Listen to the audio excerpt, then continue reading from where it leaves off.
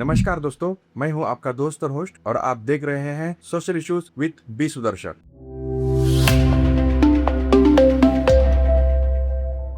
सोचिए, आप एक प्रॉपर्टी रेंट पर लेते हैं, उसका डिपॉजिट भरते हैं, एग्रीमेंट करते हैं, फर्नीचर लगाते हैं, हर चीज पर पैसा इन्वेस्ट करते हैं। उसके बाद आप एयरबीएनबी पर अपनी प्रॉपर्टी लिस्ट करते हैं, रजिस्ट्रेशन होता है, वेरिफिकेशन होता है, लिस्टिंग अप्रूव हो जाती है। 2-3 दिन के अंदर प्रॉपर्टी कस्टमर्स को दिखने लगती है, बुकिंग्स आनी शुरू हो जाती है। आपको लगता है कि बिजनेस अब प्रॉपर्टी स्टार्ट हो गई है, लेकिन लगभग 1 या 1.5 महीने के बाद एक ईमेल आता है। ईमेल में कहा जाता है, हम ऑथराइज है, हम एयरबीएनबी के वेरिफिकेशन पार्टनर है, आपको एक एडिशनल वेरिफिकेशन कंप्लीट करना होगा। ठीक है, वेरिफिकेशन जरूरी है, सेफ्टी जरूरी है, फेक लिस्टिंग रोकना भी जरूरी है। आप उनके कहने पर डॉक्यूमेंट सबमिट करते हैं, पैन कार्ड, आधार कार्ड, पासपोर्ट, एड्रेस डिटेल्स और आपके केस में जो भी एडिशनल फाइनेंशियल या बैंक रिलेटेड इंफॉर्मेशन मांगी गई हो वो भी प्रोवाइड करते हैं। डॉक्यूमेंट्स देने के बाद आपको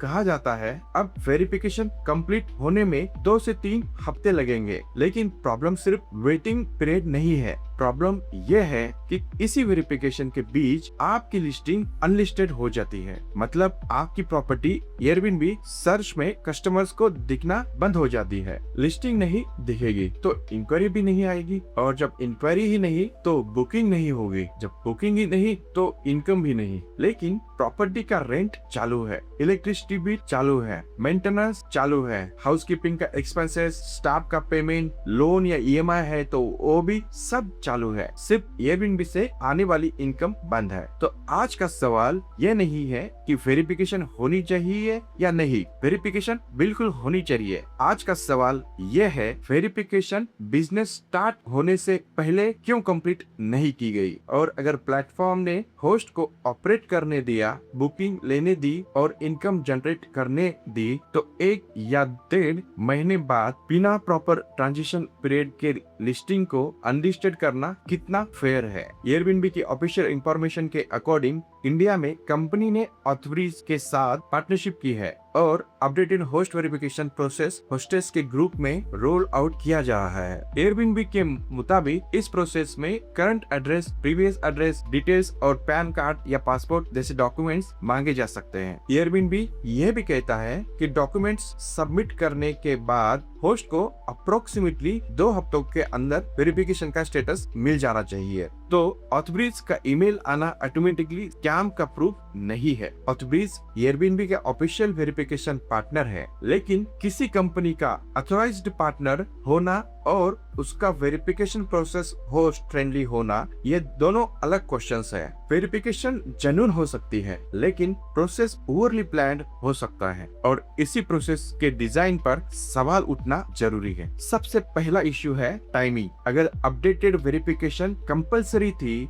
तो लिस्टिंग को पब्लिकली एक्टिवेट करने से पहले ही क्यों नहीं कराई गई? होस्ट को पहले प्रॉपर्टी सेटअप करने दिया गया, उसने बुकिंग्स एक्सेप्ट की, गेस्ट होस्ट किए, रिव्यूज बिल्ड करने शुरू हो गए और उसके बाद सडनली बताया गया कि एक और वेरिफिकेशन पेंडिंग है। ये बिल्कुल ऐसा है जैसे आपको शॉप खोलने का परमिशन मिल गया, आप कस्टमर सर्व करना शुरू कर दें और 1 महीने बाद कोई अथॉरिटी कहे अब आपकी फाइल दोबारा वेरीफाई होगी, तब तक शॉप बंद रखिए। अगर प्रोसेस मैंडेटरी था तो बिजनेस स्टार्ट होने से पहले कंप्लीट होना चाहिए था। दूसरा इशू है लॉस ऑफ इनकम। जब किसी लिस्टिंग को अनलिस्टेड किया जाता है, वो सिर्फ एक डिजिटल बटन ऑफ नहीं होता, उसके पीछे एक रियल बिजनेस होता है। प्रॉपर्टी ओनर को रेंट चाहिए, सोसाइटी को मेंटेनेंस चाहिए, हाउसकीपिंग स्टाफ को सैलरी चाहिए, इंटरनेट प्रोवाइडर को पेमेंट चाहिए और साथ ही डेली कंज्यूमर्स भी परचेस करने पड़ते हैं। प्लेटफॉर्म की वेरिफिकेशन पेंडिंग होने के कारण होस्ट का पूरा रेवेन्यू 0 हो सकता है,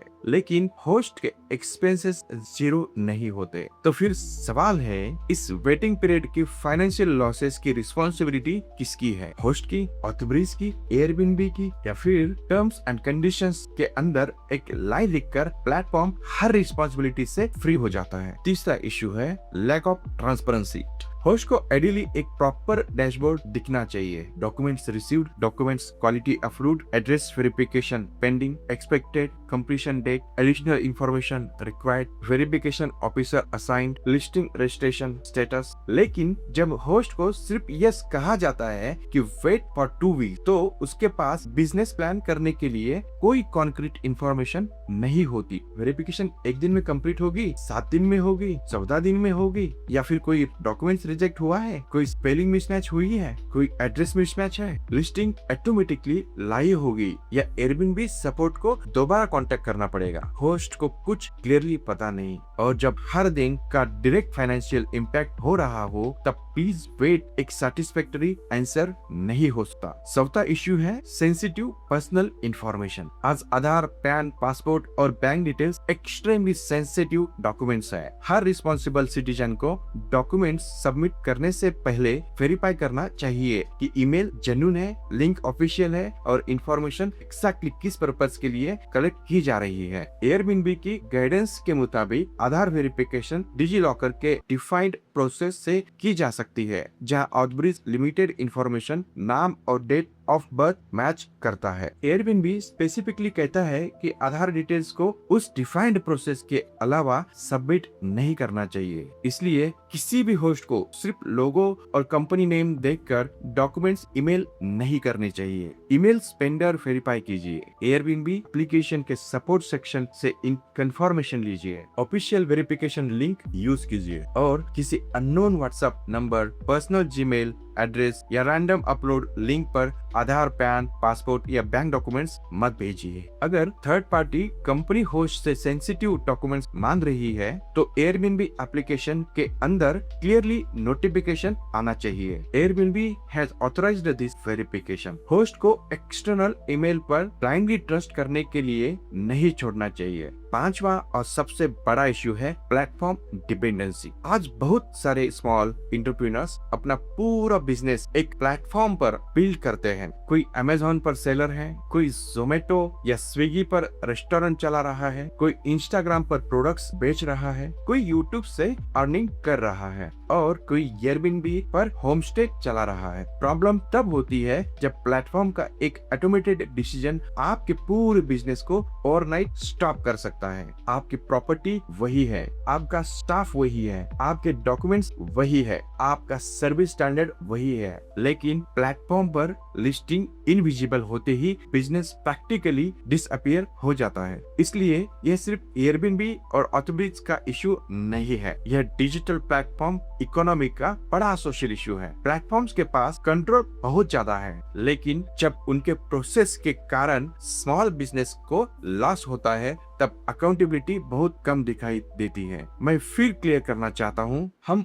वेरिफिकेशन के अगेंस्ट नहीं है। एयरबीएनबी पर फेक प्रॉपर्टीज, आइडेंटिफाई फ्रॉड और अनसेफ स्टेज को रोकने के लिए स्ट्रॉन्ग वेरिफिकेशन नेसेसरी है। गेस्ट को कॉन्फिडेंस होना चाहिए कि होस्ट जेन्युइन है और होस्ट को भी कॉन्फिडेंस होना चाहिए कि गेस्ट जेन्युइन है। लेकिन सिक्योरिटी और बिजनेस कंटिन्यूटी दोनों साथ चल सकते हैं। दोस्तों, अगर आप एयरबीएनबी होस्ट है और आपके साथ भी ऑथराइज वेरिफिकेशन, लिस्टिंग सस्पेंशन या डिलेड रिस्टोरेशन का एक्सपीरियंस हुआ है, तो अपना एक्सपीरियंस कमेंट्स में फैक्ट्स और टाइमलाइन के साथ शेयर कीजिए। किसी के पर्सनल डॉक्यूमेंट्स या सेंसिटिव इंफॉर्मेशन पब्लिकली शेयर मत कीजिए। हम वेरीफाइड एक्सपीरियंसेस के थ्रू समझना चाहते हैं कि यह आइसोलेटेड केस है या इंडिया के मल्टीपल एयरबीएनबी होस्ट इस प्रॉब्लम का सामना कर रहे हैं। दोस्तों, एयरबीएनबी के अलावा और भी प्लेटफॉर्म्स हैं। अगर उनसे भी कोई तकलीफ है और आप सॉल्यूशन चाहते हैं और या फिर आप कुछ सफर कर रहे हैं, तो उसको भी कमेंट में जरूर बताइए,